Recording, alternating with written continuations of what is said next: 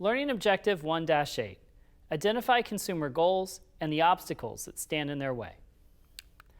In 2009, the CFP board surveyed consumers through a telephone survey. And we contacted around 50,000 consumers, and they asked, well, what are some of the reasons you're working with financial planners today? How many of you have accomplished and completed a financial plan on your own, and how many with a professional? And the results were fairly staggering, though somewhat predictable. 2009 was right after the financial collapse of 2008, and the survey will be redone in 2014 as well. The top 5 reasons consumers began financial planning. Number 5 was to build an emergency fund. And in light of the economic collapse and meltdown of 2008, that shouldn't really be surprising for financial professionals. Number 4 was to build a retirement fund.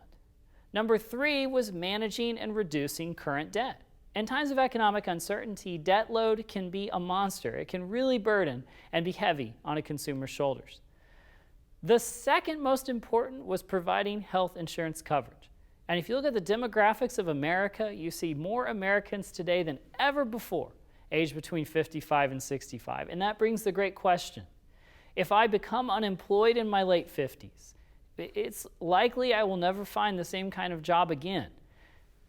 If I wind up leaving employment, changing jobs, or retiring before Medicare, what on earth should I do? And providing health insurance coverage is a key element of financial planning. And the second most often opted reason consumers seeked out a financial planner. And the number one reason a consumer would talk to a financial professional was generating retirement income. And the Learning Objective 1.7, we take a look at longevity today. And we say that the 70-year-old client could likely live to be 80, 90, 100, 110 even.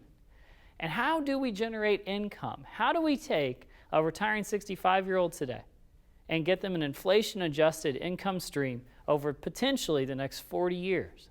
And that's staggering to consider. So keep in mind, the number one reason consumers looked for financial planners in 2009 was to generate retirement income. There are obstacles consumers have to success. You can really break these obstacles into 3 distinct silos. The first is procrastination. Odds are you're as healthy as you will ever be today. With very little exception, do people get skinnier in the long run? Do people get healthier? Do people take fewer prescription medications as they age? The greatest predictor of the number of drugs you're going to be taking at 60 is the number you're taking at 50. So keep that in mind, that health is one of the biggest obstacles to success in financial planning.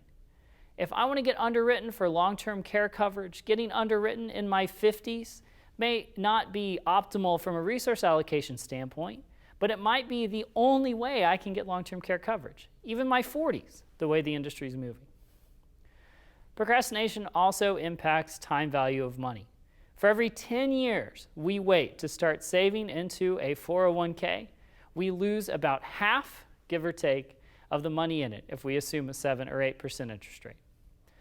So if you can talk a 22-year-old into saving in their 401k, that is fantastic. If they wait until they're 32, we're in trouble. If we wait until we're 42, we are really in trouble.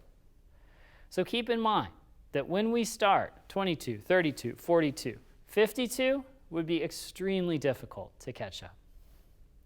Deficit spending, or consumer affluence, is the second great obstacle to success. We need to spend less than we earn.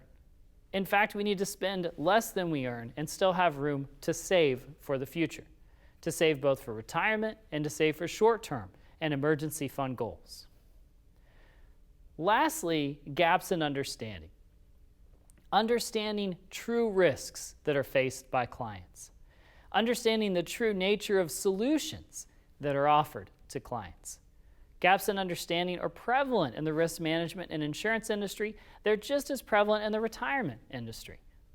If we don't understand what disability insurance can do, if we don't understand the true risk of an individual becoming disabled in their youth, it'll be very difficult to place the right coverage and very difficult to protect that person and for them to protect themselves.